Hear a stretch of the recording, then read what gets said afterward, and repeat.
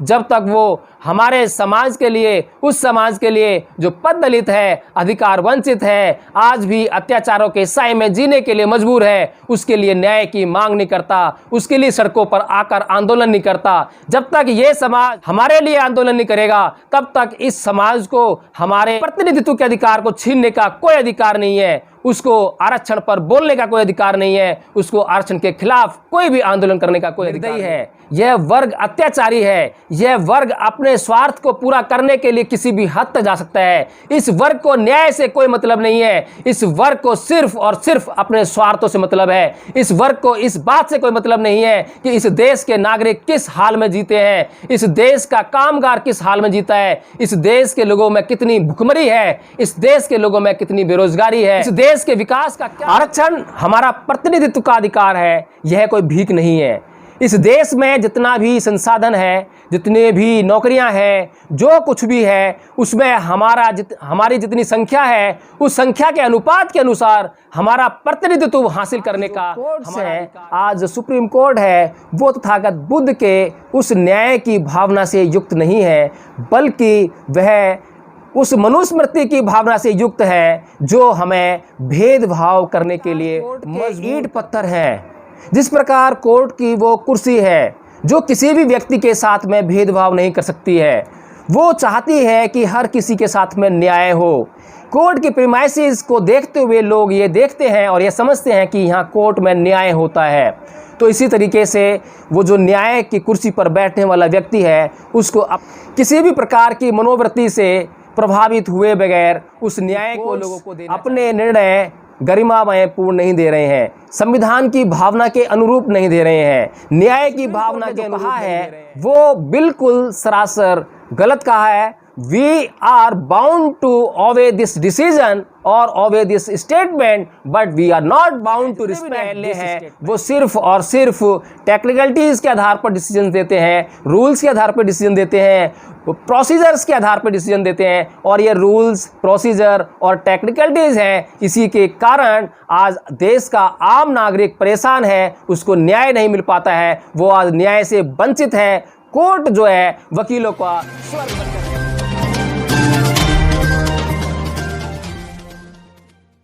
जय भीम, नमो बुद्धाय साथियों। आज मैं एडवोकेट जय भीम प्रकाश सुप्रीम कोर्ट के उस स्टेटमेंट के ऊपर आप लोगों के बीच में उपस्थित हुआ हूं, जिसमें सुप्रीम कोर्ट ने कहा है कि reservation is not a fundamental right.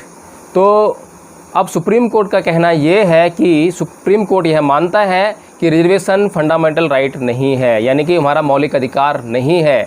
यह दूसरी बार है जब किसी न्यायालय ने यह बात कही है। इससे पहले SC ST के रिजर्वेशन के ऊपर न्यायालय यह बात कह चुका है, और अब सुप्रीम कोर्ट ने यह कहा है OBC रिजर्वेशन के ऊपर कि आरक्षण हमारा मौलिक अधिकार नहीं है। साथियों, हमें ये समझने की ज़रूरत है कि आखिर मौलिक अधिकार क्या हैं और रिजर्वेशन यानी आरक्षण जो है मौलिक अधिकार क्यों नहीं है, ऐसा सुप्रीम कोर्ट ने क्यों कहा है। उसका मूल जो है मौलिक अधिकार में नहीं है, लेकिन यह अधिकार सिर्फ और सिर्फ मौलिक अधिकारों से उत्पन्न अधिकार ही है, ऐसा हम लोग जो है इस बात को साबित कर सकते हैं।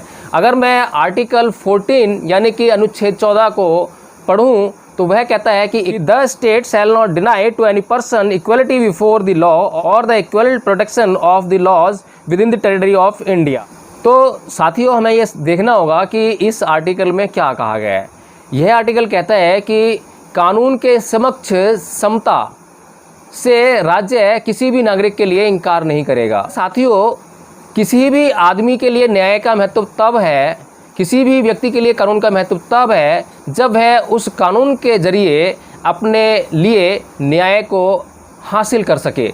यदि कोई व्यक्ति किसी कानून के जरिए अपने लिए ज़रूरी न्याय को हासिल नहीं कर सकता है तो उसके लिए उस कानून का कोई मतलब नहीं होता है। रिजर्वेशन का आधार क्या है, यह समझना बहुत ज़रूरी है। अभी अगर मैं आर्टिकल 15 पढ़ूं तो वहाँ से हमें पता लगेगा कि रिजर्वेशन का आधार क्या है। आर्टिकल 15 कहता है prohibition of discrimination on grounds of religion, race, caste, sex और प्लेस ऑफ बर्थ। इसका मतलब यह है साथियों कि इस आधार पर हमारी सोसाइटी में डिस्क्रिमिनेशन यानी भेदभाव भेदभाव होता आया था, जिसको रोकने के लिए अब स्टेट को, राज्य को, यानी कि देश की सरकार को यह आदेश है कि वो इसको रोकने के लिए कानून बनाएगी। साथियों, इस आर्टिकल के सब क्लॉज 2 में यह कहा गया है कि no citizen shall on grounds only of religions, race, caste, sex, place of birth और any of them be subject to any disability, liability, restriction or condition with regard to access to shops, public restaurants, hotels and places of public entertainment, or the use of wells, tanks, bathing ghats, roads and places of public resort maintained wholly or partly out of state funds or dedicated to the use of general public. साथियों, ये समझने वाली बात है कि ये जो sub clause 2 है उसका ए क्या कहता है। ए कहता है कि किसी भी दुकान, आज हम देखते हैं कि हमारे आसपास बहुत सारी दुकानें हैं जहां पर जाकर हम बेधड़क होकर कुछ भी सामान खरीद कर ला सकते हैं। एक समय वो था जब, याद कीजिए, जब हमारे पास पैसा होता था लेकिन हम जाकर दुकान से उस डिग्निटी के साथ, उस इज्जत और मान सम्मान के साथ में सामान नहीं खरीद सकते थे, जिस डिग्निटी और मान सम्मान के साथ में आज हम पैसा देते हैं और सामान लेकर आ जाते हैं। ऐसा एक वक्त पे नहीं था, और उस वक्त ऐसा नहीं था। इसी बात को ध्यान में रखकर जो कॉन्स्टिट्यूशन के निर्माता हैं, उन्होंने यह प्रोविजंस को इसमें डालना जरूरी समझा। जिन देशों में इस प्रकार का डिस्क्रिमिनेशन नहीं है, वहाँ पर इस प्रकार के प्रोविजंस, इस प्रकार के प्राविधान उनके संविधान में आपको नहीं मिलेंगे, क्योंकि कानून तभी बनता है जब कहीं किसी कानून की आवश्यकता होती है। यानी कि एक पार्टिकुलर क्लास ऑफ सोसाइटी के साथ में इस देश में इस बात पर भेदभाव होता था, इसीलिए यह प्रोविज़न इसमें दिया गया। दूसरी बात देखते हैं कि और क्या कहता है ये क्लॉज। पब्लिक रेस्टोरेंट, आप आज कोई भी रेस्टोरेंट है, आप वहाँ जाकर खाना खा सकते हैं यदि वो पब्लिक रेस्टोरेंट है, यानी कि वो आम पब्लिक के लिए खोल रखा है।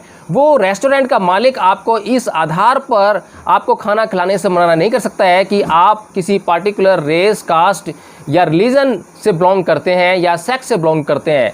तो साथियों, ये आपको समझना पड़ेगा कि इस प्रावधान की ज़रूरत संविधान निर्माताओं को क्यों पड़ी, क्योंकि एक समय था जब इस तरह का भेदभाव एक पार्टिकुलर क्लास ऑफ सोसाइटी हाथ में होता था। इसके बाद hotels and places of public entertainments, hotels और पब्लिक एंटरटेनमेंट्स के जगह जहाँ पर जाकर आज आप सिनेमा हॉल्स में जाते हैं, तो सिनेमा हॉल में जाकर आप जब टिकट लेते हैं तो कोई आपसे ये नहीं पूछता है कि आपकी जाति क्या है, आपका धर्म क्या है। लेकिन यही स्थिति आपकी इस संविधान के लागू होने से पहले नहीं थी।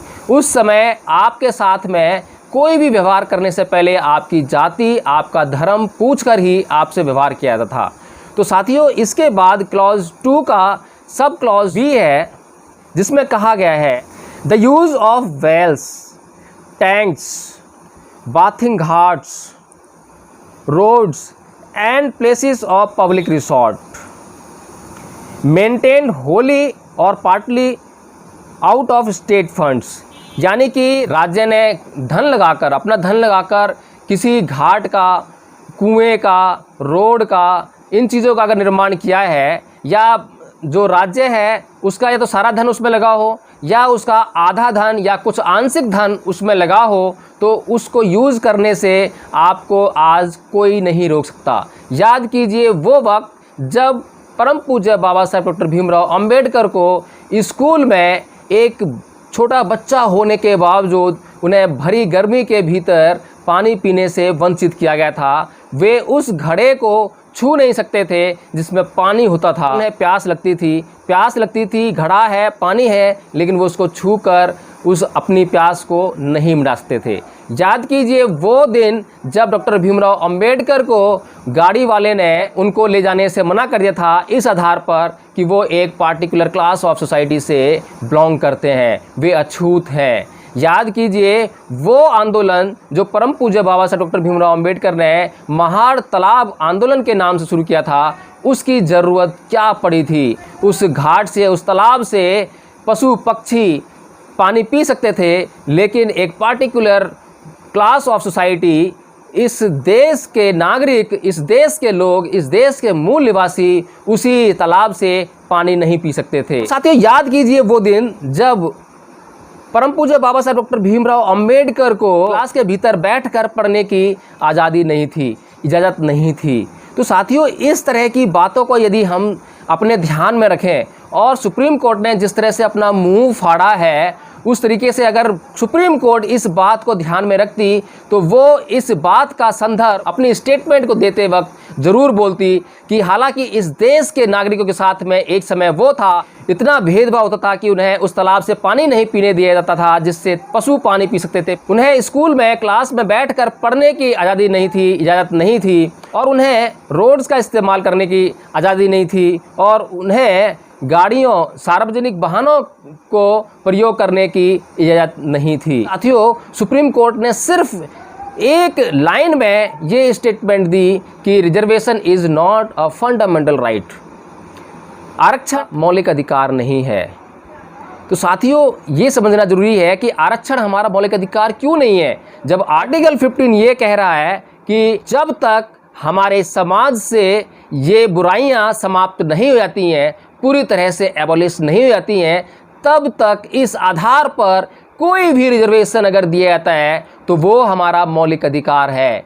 सुप्रीम कोर्ट इस बात को क्यों नहीं समझती है? सुप्रीम कोर्ट इस बात को इंटरप्रेट क्यों नहीं करती है कि आज भी इस देश में जाति के आधार पर, धर्म के आधार पर अत्याचार होता है, भेदभाव होता है, और आज भी इस देश में धर्म के आधार पर अखलाक की हत्या की जाती है, और अगर आज भी धर्म के आधार पर इस देश में अखलाक की हत्या की जाती है तो वो discrimination on the ground of religion है। इस बात को सुप्रीम कोर्ट अपनी स्टेटमेंट में क्यों नहीं कहती है? अगर इस बात को सुप्रीम कोर्ट अपनी स्टेटमेंट में कहे और फिर वो ये कहे कि reservation is not a fundamental right, तब हम कुछ सोच सकते हैं। लेकिन सुप्रीम कोर्ट आर्टिकल 15 को नहीं पढ़ती है, आर्टिकल 14 को नहीं पढ़ती है, फिर आर्टिकल 17, 18 को नहीं पढ़ती है, आर्टिकल 16 को नहीं पढ़ती है। अगर इन आर्टिकल्स को पढ़कर उसके बाद अगर वो अपना मुंह इस बात के लिए फाड़े तो इस देश के लोग वास्तव में सोचेंगे और सोचने के लिए मजबूर होंगे।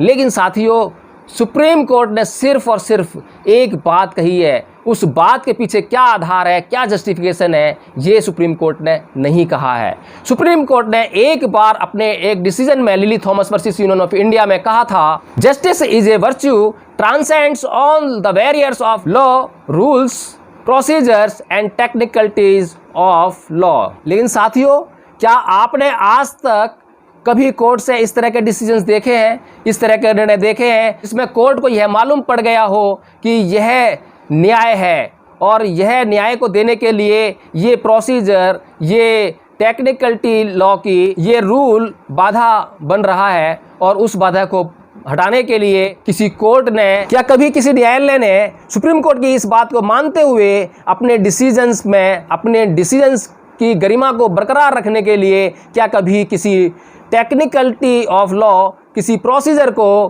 किसी प्रक्रिया को, किसी रूल को अवॉइड किया है? नहीं साथियों, आज हम देखते हैं कि जितनी भी कोर्ट्स हैं, जितने भी न्यायालय हैं, वो सिर्फ और सिर्फ टेक्निकलिटीज़ के आधार पर डिसीजन देते हैं, रूल्स के आधार पर डिसीजन देते हैं, प्रोसीजर्स के आधार पर डिसीजन देते हैं, और ये रूल्स, प्रोसीजर और टेक्निकलिटीज़ हैं। इसी के कारण आज देश का आम नागरिक परेशान है, उसको न्याय नहीं मिल पाता है, वो आज न्याय से वंचित है। कोर्ट जो है वकीलों का स्वर्ग बनकर रह गया है, कमाई का एक धंधा बनकर रह कर गया है। तो साथियों, हमें ये समझना चाहिए कि सुप्रीम कोर्ट ने जो कहा है वो बिल्कुल सरासर गलत कहा है। We are bound to obey this decision और obey this statement, but we are not bound to respect this statement. एक बार परम पूज्य बाबा साहेब डॉक्टर भीमराव अंबेडकर ने यह बात कही थी कि bound to obey the decisions of the courts, but we are not bound to respect the decisions of the court. साथियों, इसका मतलब यह है कि हम कोर्ट के निर्णय को मानने के लिए बाध्य हैं, लेकिन हम इस बात के लिए कभी भी बाध्य नहीं हैं कि हम कोर्ट के निर्णय की इज्जत भी करें।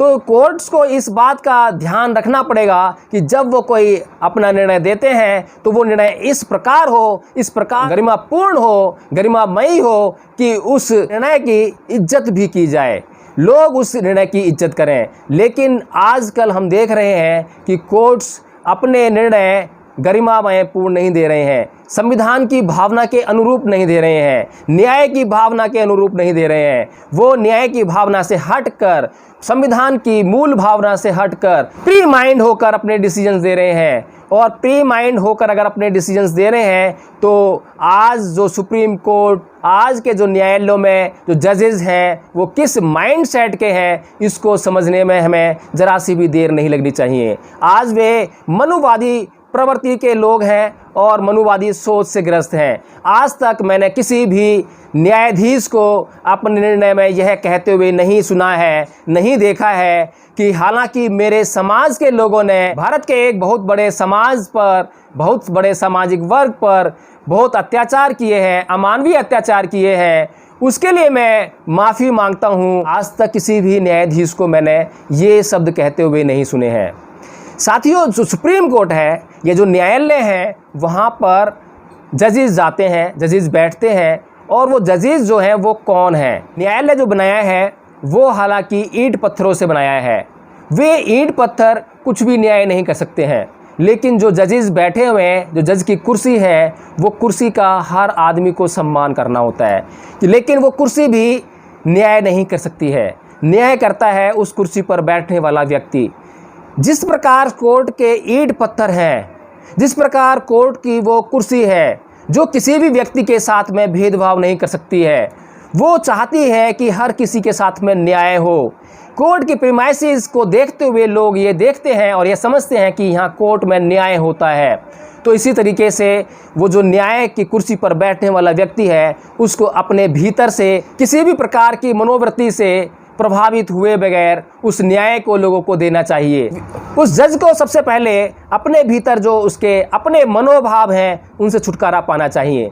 आज से 2500 साल पहले बुद्ध ने न्यायाधीश के लिए संदेश दिया था, न्यायाधीश के लिए यह आदेश दिया था कि एक न्यायाधीश को बिना द्वेष और बिना घृणा के न्याय करना चाहिए। उसको अपने मनोवृत्ति से, अपने मनोभाव से कभी भी प्रभावित होकर न्याय नहीं करना चाहिए। यदि कोई न्यायाधीश बिना द्वेष और बिना घृणा के बिल्कुल न्याय की भावना से न्याय के लिए जरूरी सामाजिक सुख शांति और समृद्धि के लिए जरूरी बातों को ध्यान में रखते हुए यदि न्याय करता है, तो वह किसी भी अपराध का दोषी नहीं हो सकता है। वह उस सामाजिक सुख शांति और समृद्धि को बरकरार रखने के लिए यदि किसी व्यक्ति को फांसी पर चढ़ाने का आदेश देता है, तो वह उस हत्या का दोषी नहीं होगा। लेकिन साथियों, यदि कोई न्यायाधीश अपने मनोभावों से ग्रसित होकर और द्वेष और घृणा से युक्त होकर यदि कोई निर्णय देता है और उसके निर्णय के अधीन किसी को सज़ा मिलती है, तो वो उस व्यक्ति के प्रति हुए पाप का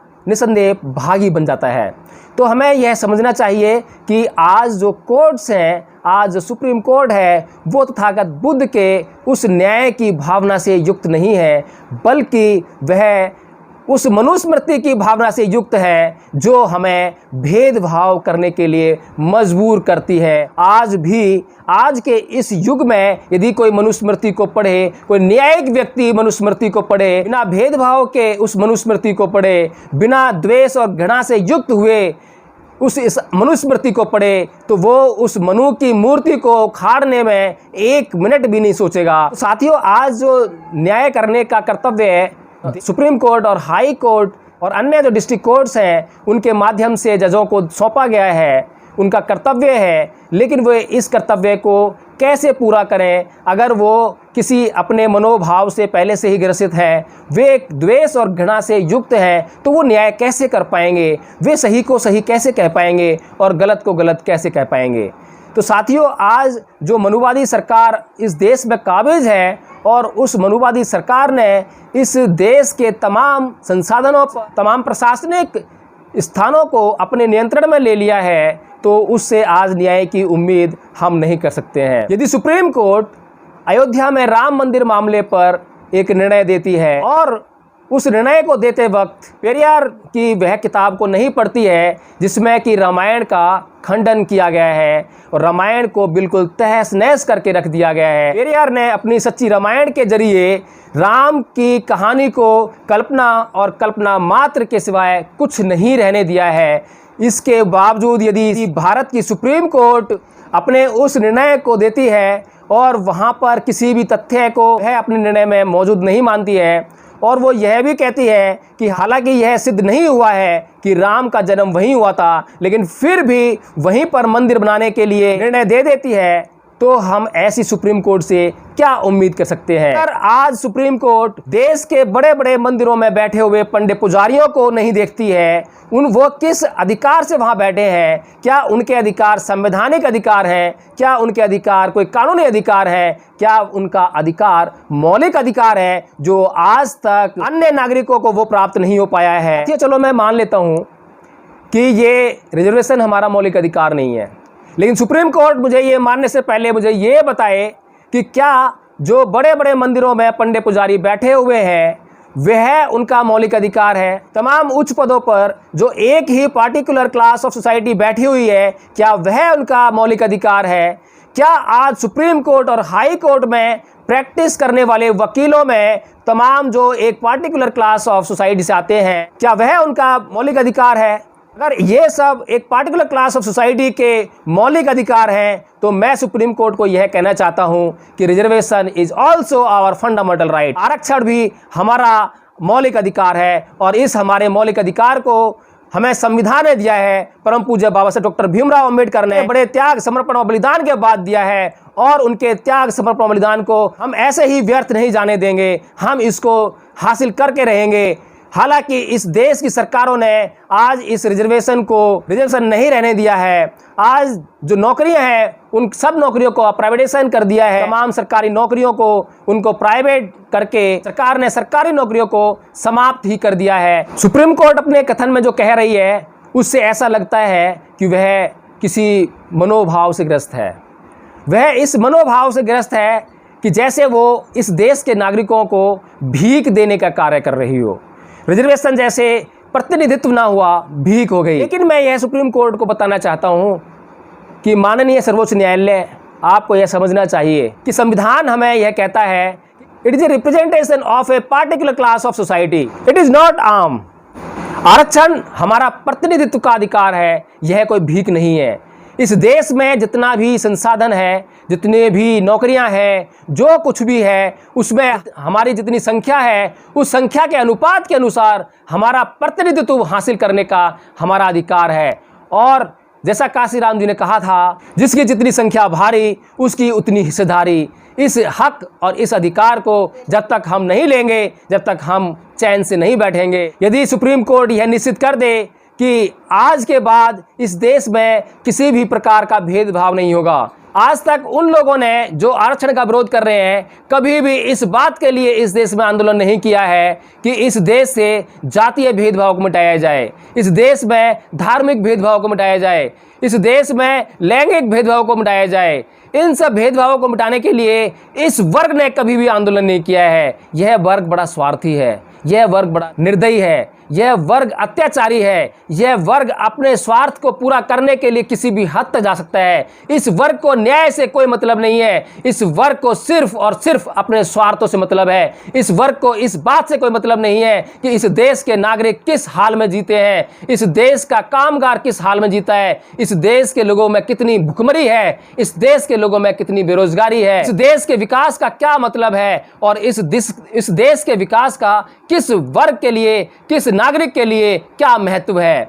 इस देश के इस वर्ग को इन बातों में कोई इंटरेस्ट नहीं है, कोई रुचि नहीं है। उसको अगर रुचि है तो अपने स्वार्थ से और सिर्फ अपने स्वार्थ से। और आज तक अगर यह देश पीछे रहा है, अविकसित रहा है, विकासशील की श्रेणी में आया है, तो वह सिर्फ और सिर्फ इस पार्टिकुलर क्लास ऑफ सोसाइटी के कारण ही है।